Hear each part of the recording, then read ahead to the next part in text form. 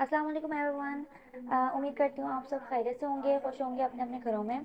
तो हमने जो इस बार पढ़ा था अमरहा का, वो ये था कि बेचारी जहाँ जाती है एक तो धमाके करती रहती है कि वो वाकई मखनूस मारी है या ऐसा उसके साथ कुछ हुआ है।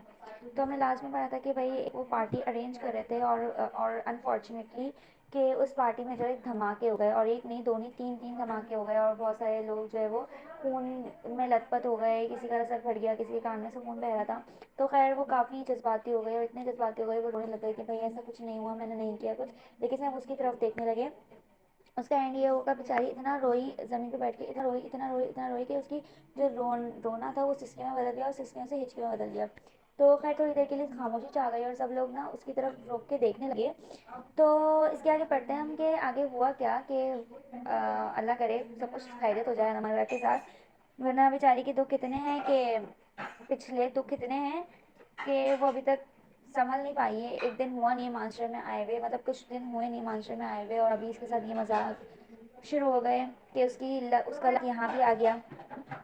तो भाई आगे स्टार्ट करते हैं, कंटिन्यू करते हैं। किसी में जुर्रात ना हुई कि कुछ बोल सके या उसके पास जा सके। ये सब तुम्हारे साथ अमली मजाक कर रहे हैं, यानी प्रैंक। आवाज़ कुछ जानी पहचानी थी। इसने गर्दन उठा के आवाज़ की सिमत देखा। इससे ज़रा सा दूर अंधेरे में एक कुर्सी पर आलियान बैठा था, कॉकटेल से लुफ्त अंदोज हो रहा था। इसने ये बात इतने पुरसुकून से की जैसे खामोशी से बैठा ओपरा देख रहा हो, और ऐसे खौफनाक रोने ने उसका मज़ा ख़राब कर दिया हो। और अब शिकायतन वो कहता हो कि बराए मेहरबानी या टिकट के पैसे वापस किए जाए या बेहुदा खेल ख़त्म किया जाए। अमली मजाक उसे समझने में वक्त लगा, फिर वो जब समझ गई तो अजबनाक गुस्से से लरज उठी और खड़ी हो गई। उसे यकीन नहीं आ रहा था कि इस हद तक जाकर भी कोई अमली मजाक किया जा सकता है। इसने कभी ये मजाक देखा ना था ना सुना था, बल्कि इसके गुमान में भी नहीं था कि ऐसा मजाक हो भी सकता है।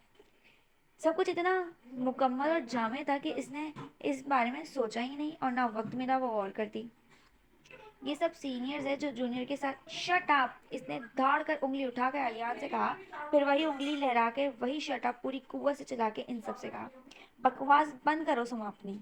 इसने कहा, जबकि वो बकवास कर ही नहीं रहे थे। बेचारे खामोशी से खड़े उसके रोता सुन रहे थे, और कहीं तो खुद भी ऐसे रो देने को थे कि इनसे क्या हो गया। तुम लोग अंग्रेज गोरे दुनिया पे हुक्मरानी करने वाले, जो चीमें आए करने वाले, हमें क्या समझ रखा है? जब चीमें आए मजाक बना लिया हमारा, जब चीमें आए गुलाम बना लिया। बोलो क्या समझ रखा है हमें? तेज की शिद्दत से हमारा को समझ नहीं आई कि इन पर फुटकारा का आगाज कहाँ से करे और किन अल्फाजों का इस्तेमाल करे। ये सब डूब ही मरे।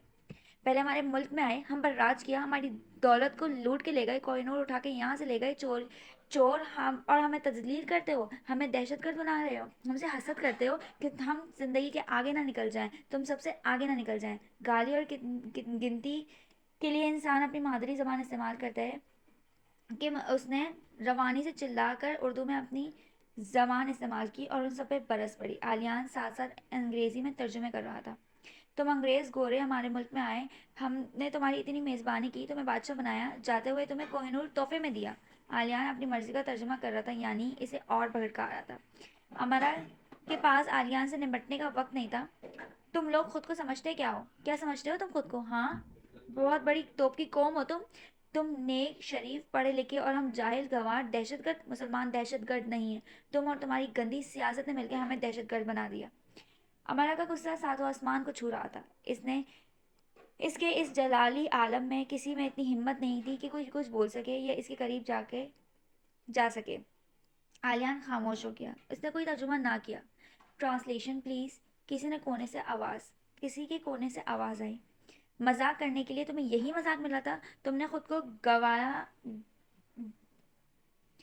गवादा मोबे में क्या किया? वो अमेरिकी थे। आलियान बोला, वो संजीदा हो चुका था। वो जालिम थे, और जालिम किसी कौम से नहीं होता, और ये सब भी जालिम है। इसने हाथ लहराकर इन सब के ऊपर एक एक उंगली करके कहा, इसका दुख खुदा जाने अब कब जाएगा कि उसके साथ ये सब कुछ हुआ। ट्रांसलेशन प्लीज, आवाज़ फिर आई। अमरा ने कहर आलूदा नज़र सब पे डाली। इस बार इंग्लिश में बोली, इतना घटिया मजाक, इस मजाक से अगर मेरा हार्ट फेल हो जाता, अगर मैं मर जाती। तुम लोग इतने जालिम हो कि मजाक भी ऐसा जालिमाना सोचा। कहाफ है तुम पे, इतने छोटे हो तुम सब, इतनी बड़ी यूनिवर्सिटी में पढ़ते हो और ये सब कुछ सीखते हो। गंदे हो तुम, जाहिल हो, तुमने मेरी बेइज्जती की है। मर जाओ तुम सब के सब। इतने पॉइंट्स तुमने धमाकों पे लगा दिए, वही पॉइंट्स तुम اب وہ انہیں ٹھیک ٹھیک ایسے شرمندہ کر رہی تھی کہ رات ہی رات وہ سب اجتماعی خودکشی کر لیں. کچھ زیادہ پوائنٹس نہیں لگے، وہ تو ایسے ہی ہوتے ہیں. ٹیچر نے ایک بٹن دبایا، ایک دھماکہ ہوا، یعنی وہ ساؤنڈ چھوڑ رہا تھا. اللہ انہیں نظر بد سے بچائے، کس قدر ٹیلنٹڈ تھے سب کے سب. امرا نے شدید غصے میں اپنے قریب ہی گرا ہوا ایک گلاس اٹھا کر پوری زور سے ڈی جے کی طرف اچھالا. انگلیاں ٹوٹ جائیں تمہاری، بہرے ہو جاؤ تم سب، پرسکون ہو جاؤ، کافی ہو گیا، چلو اب بس کرو، عالیہ نے نرمی سے کہا. امرا کو اور غصہ آیا. اسے ان سب کی اجتماعی خودکشی ہی کرنی چاہیے تھی. بس بکواس بند رکھو اپنی. اس نے آواز ڈی جے کے کیے گئے دھماکے کے زیادہ حیرت انگیز تھی. اس نے ایک نظر سب پہ ڈالی. بےعزتی کے احساس سے اس کا سارا وجود جھلسنے لگا، یعنی انہیں اندازہ ہی نہیں تھا کہ وہ سب اس کے ساتھ کیا کر بیٹھے. فرینک کے نام پر وہ اسے آسمان سے نیچے زمین پہ پٹک چکے تھے. سب اسی کے ساتھ کیوں؟ پاکستان میں کوئی کسر رہ گئی تھی جو اب یہ پوری کر رہے ہیں؟ جو اس کے اپنے نہیں کر سکے اب وہ یہ غیر کر رہے ہیں. دنیا میں اس کے لیے کہیں اور سکون ہے بھی یا نہیں؟ دنیا میں سب اسے ہی دکھ دینے کے لیے پیدا کیے گئے ہیں. ان سب سوالوں نے اس کے دل کو اتنا بوجھل کر دیا کہ اس پہ انکشاف ہوا کہ وہ دنیا میں اپنی چھوٹی یا لمبی عمر کی شاید ہی کوئی خوشی حاصل کر پائے گی. شاید ہی اسے کبھی عزت یا رتبہ دیا جائے گا، یا شاید ہی کبھی وہ اپنی ذات میں بلند ہو کر دنیا کی نظروں میں بھی بلند ہو پائے گی. ان انکشاف پر ایسا جیسا کہ یہاں آنے سے پہلے وہ دھاڑیں مار مار کر روتی رہی تھی، تو وہ سب بھی اس کے اندر پھر سے وہی دھاڑیں جگا رہے تھے. وہ کہاں سے بیٹھے گھٹنوں کے میں اپنا منہ چھپا کر ان سب دھاڑوں کو آوازوں میں جگا کر رونے لگی. سب نے دور ہی اس کے گرد گھیرا سا بنا لیا. ان سب کی رہی سہی ہمت بھی جاتی رہی کہ وہ شیرنی بنی امرا کے پاس جائے اور اسے چپ کروا دے. عملی مزاج تھا اور کچھ زیادہ ہی عملی ہو گیا تھا، اور وہ رو رہی تھی اور سب شرمندہ اسے سن رہے تھے. وہ ایک دوسرے کو دیکھنے لگے کہ اس مشرقی لڑکی سے آپ کیسے معذرت کریں. عالیان اٹھا اور چل کر اس کے قریب آ کے بیٹھا. مذاق کچھ زیادہ ہی ہو گیا. ان کی غلطی ہے، انہیں معاف کر دو، اس نے بہت دوستانہ انداز میں کہا. وہ بدسور ہچکیاں لیتی رہی. پلیز انہیں معاف کر دو پلیز. عالیان ڈر تو رہا تھا لیکن اندر ہی اندر اس کی گردن ہی نہ دی بوجھلے. پھر بھی وہ کہے بنا رہ نہ سکا. اس کا رونا ایسا تھا کہ اسے اپنے ایک پیارے کی سسکیاں یاد آنے لگی. ایسے نہ رو پلیز، ہم سب کو تکلیف ہو رہی ہے. اس نے ہم کہا مجھے نہیں، کیونکہ وہ نہیں کہہ سکتا تھا. اور امرا نے سالوں تڑپ تڑپ کر چپ چپ کر روتی رہی آنکھوں کو عالیان کی طرف اٹھا کے دیکھا، اور عالیان وہیں کا وہیں رہ گیا. کیا ہوا یہ؟ ششت ورت نے خاموشی چاک کی اور سنہری قلم نے بلور دوات میں ڈوب کر حرف اول محبت کا میم پر نوک رکھی دی. ہاں، یہاں سے داستان آرام لکھنے کی ابتدا میں نے کر دی. عالیان نے اپنی زندگی میں دو آنکھوں میں اتنی تڑپ، تکلیف، دکھ، غصہ سمٹا بکھرا ہوا نہیں دیکھا تھا. اس نے سیاہ مشرق آنکھیں دیکھی تھی. ان مشرق آنکھوں میں تیش شکوے کے ایسے بادل نہیں دیکھے تھے. وہ اسے شکایت سے دیکھ رہی تھی، اور وہ اردو بولنے والا، نام سے مسلمان لگنے والا، وہ بھی ان کے ساتھ شامل تھا. عالیان کی گویائی کو پر لگے اور امرا کی آنکھوں کے استعاروں میں جا اڑے.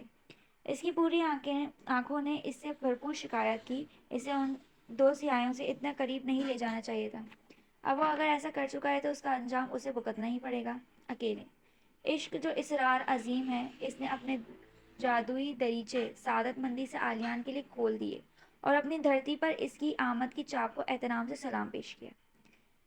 پھر پہلے راز کی رونمائی کے لیے اس کا ہاتھ تھام لیا اور اس کی سماعت کو اپنی گویائی کے قریب کیا. عالیان کو یہ یاد کرنے میں وقت لگا کہ وہ کہاں بیٹھا ہے. اسے دشواری کا سامنا کرنا پڑا کہ اپنی آنکھوں کو آنسوؤں کے پانی میں غرقاب ان آنکھوں میں سے ہٹائے. اتنے لوگوں میں وہ ایک اس کے ساتھ اکیلا رہ گیا. اتنی ہی تنہائی پر وہ نازاں ہوا.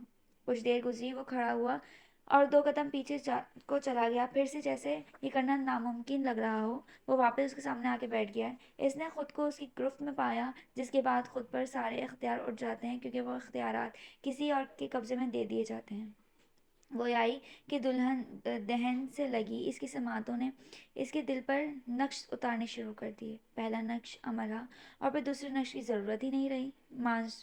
ماسٹر بالی کلارن پر برسند بہار بجا رہے تھے، اور دریچی دخت پور کی گلیوں میں دیوانہ وار بھاگتی بس بہار کی کھینچی چلی آ رہی ہے. تو یہ تھا ہمارا پارٹ کہ بیچاری اس کے ساتھ پرینک ہوا تھا، اور پرینک کچھ زیادہ ہی ہو گیا تھا. آبویسلی جب انسان کی زندگی میں اتنے دکھ ہو اور اس کو تھوڑی سی خوشی ملے اور پھر سے وہی دکھ دوبارہ مل جائے، تو وہ اپنے لیے ویسے ہی فیل کرتا ہے کہ اس کے لیے کوئی اس دنیا میں نہیں ہے. آبویسلی پہلے دادا تھے پاکستان میں، لیکن یہاں تو دادا بھی نہیں ہے جو اس کو سنبھالتے. تو اب ہم دیکھتے ہیں کہ آگے ہمارا کے ساتھ کیا ہوگا، کہ وہ اپنے دکھوں پر کنٹرول کر پائے گی یا نہیں کر پائے گی، اور اس کو خوشی نصیب ہوگی یا نہیں ہوگی. تو سب آپ اپنے کامنٹ باکس میں بتائیں کہ آپ کو کیسا لگا آج کا episode. Thank you so much.